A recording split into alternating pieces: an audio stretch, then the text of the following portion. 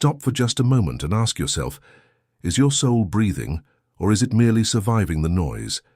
If you are ready to reclaim the quiet power within you and transform your daily walk into a sacred journey, then stay with me, because today we are going to explore the 10 questions that change everything.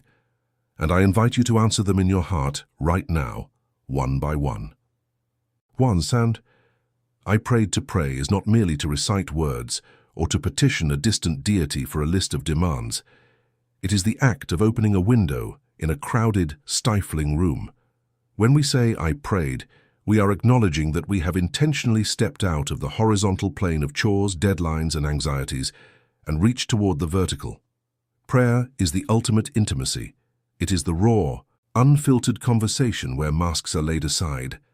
In the silence of that connection, we find that we are not shouting into a void, but rather leaning into a presence that has been waiting for our attention all along. It is the breath of the soul. Without it, the spirit becomes brittle. With it, even the hardest days find a rhythm of grace. We pray because we recognize that we were never meant to carry the weight of the world on our own shoulders. 2. I gave thanks for something. Gratitude is the alchemy of the spirit. It turns what we have into enough and more. When we ask ourselves if we gave thanks today, we are training our eyes to see the light in the cracks of the mundane. It is easy to be thankful for the mountaintop experiences, but the true spiritual practice lies in thanking the universe for the steam rising from a coffee mug, the rhythmic sound of our own breathing, or the way the sun hits the floorboards in the afternoon. Gratitude shifts our frequency from one of lack to one of abundance. It is an act of rebellion against a world that tells us we are never enough and need more to be happy. By saying thank you, we anchor ourselves in the present moment and acknowledge that despite the chaos, there is goodness woven into the fabric of our existence. 3. I was silent for a few minutes. We live in an age of constant noise, a digital roar that follows us from the moment we wake until the second we close our eyes. To be silent for a few minutes is a radical act of self-care and spiritual discipline. In that silence, the sediment of the day begins to settle. We often fear silence because it is in the quiet that our deepest fears and unprocessed emotions rise to the surface. Yet, it is also in that same silence that the still, small voice of wisdom can finally be heard. Silence is not the absence of sound, but the presence of clarity. It is the space where we stop reacting to the world and start listening to our own hearts. By carving out these minutes, we create a sanctuary within ourselves that no external storm can touch. 4. I trusted even without understanding. This is perhaps the most difficult bridge to cross. Our minds are built to solve problems, to categorize, and to predict the future. We want a map before we take the first step. But faith is not the absence of uncertainty. It is the courage to walk through it. To trust without understanding is to admit that our perspective is limited, that we see only a single thread while a vast tapestry is being woven. It is the quiet confidence that even when the path is obscured by mist, the ground beneath our feet is solid. It is letting go of the why so that we can embrace the who and the is. When we choose trust over comprehension, we trade our anxiety for a peace that transcends logical explanation. 5. I surrendered a worry. Worry is like a rocking chair. It gives you something to do but gets you nowhere. More than that, worry is an attempt to control things that are fundamentally out of our hands. To surrender a worry is to physically and spiritually unclench our fists. It is an admission that we are not the general managers of the universe. When we surrender, we aren't being passive, we are being strategic. We are moving that energy away from a dead-end thought loop and placing it into the hands of the infinite. It is the act of saying, I have done what I can and now I release the outcome. Every time we drop a worry, we become lighter, and we make room for inspiration to enter the space that fear once occupied. 6. I remembered a promise of faith. The world is loud with promises of its own, promises of status, security through wealth, or temporary pleasure. But the promises of faith are different. They are anchors for the soul. They are the ancient truths that tell us we are loved, that we are never alone, and that our lives have intrinsic meaning.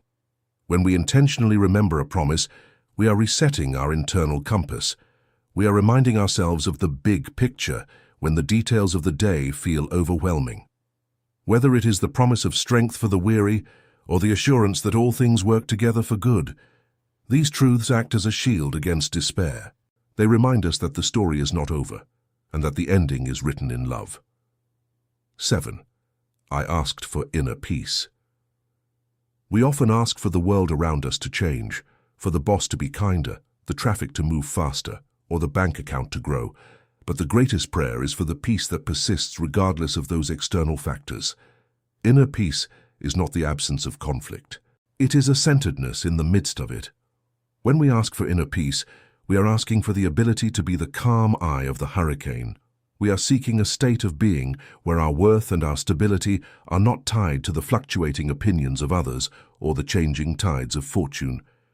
It is a request for a quiet heart, a clear mind, and a spirit that knows how to return to its home in the divine, no matter how far it has wandered. 8. I sought purpose in the day. Purpose is often mistaken for a grand, once-in-a-lifetime calling. But true purpose is found in the small, intentional choices of a Tuesday afternoon. To seek purpose in the day is to ask, how can I be a vessel for light right now? It transforms the most menial tasks into sacred duties. Washing the dishes becomes an act of service to the family. Writing a report becomes an exercise in integrity. Walking the dog becomes a moment of connection with creation. When we live with purpose, we stop killing time and start filling time with meaning. We realize that every encounter and every challenge is an opportunity to grow and to contribute to the collective good. 9. I spread a positive word.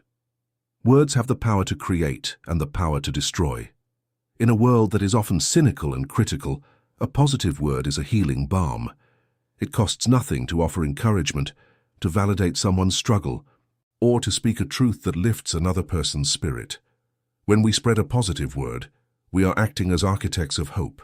We never know how much a simple, I believe in you, or I appreciate what you do, might mean to someone who is on the verge of giving up. By choosing our words carefully, we contribute to a culture of grace rather than a culture of judgment.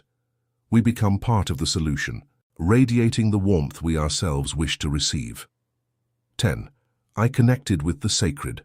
The sacred is not confined to cathedrals, temples, or mosques. The sacred is everywhere, waiting to be recognized. To connect with the sacred is to pull back the veil of the ordinary and see the extraordinary beneath it. It is seeing the divine in the eyes of a stranger, in the complexity of a leaf, or in the profound realization of being alive. It is the moment where the I disappears and we feel our belonging to the whole of existence. This connection is the ultimate goal of the spiritual journey, to live in such a way that the boundary between the holy and the everyday vanishes. When we connect with the sacred, we find that we are never truly alone, and that the universe itself is a home built of love.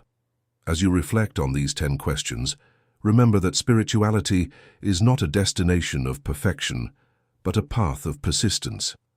Some days you will answer yes to all, other days you might only find the strength for one. But even one is enough to change the trajectory of your soul. You are a being of immense light, walking through a world that needs your unique glow. Carry these questions with you like a lantern, and let them guide you home to the peace that has always been yours.